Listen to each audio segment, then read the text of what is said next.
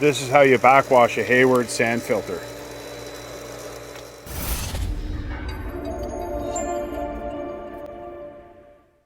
First thing you want to do is you want to turn off the pump.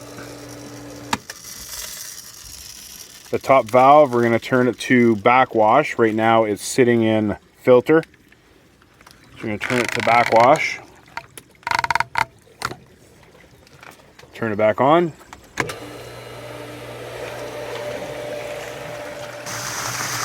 Keep backwashing it. If it gets dirty, green, just keep on going until it clears up a bit. So the length of time, it all depends on how much water you have in the pool. I would be adding water, so because this is going right out, so you want to add some water if you have to backwash it long enough. So the length of time, it varies.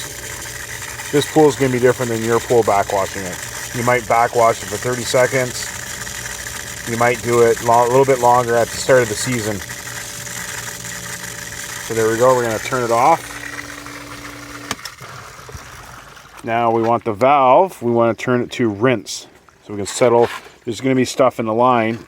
If we go from backwash to filter, what's going to happen is whatever's in this valve, it's going to spit out into the pool and it'll go cloudy. So you want to go to rinse, make sure it's in rinse, turn it back on. And rinse again, just keep on going until it's cleared up a bit. And usually I go to like 10 Mississippi, like 1 Mississippi, 2 Mississippi, 3 Mississippi. And then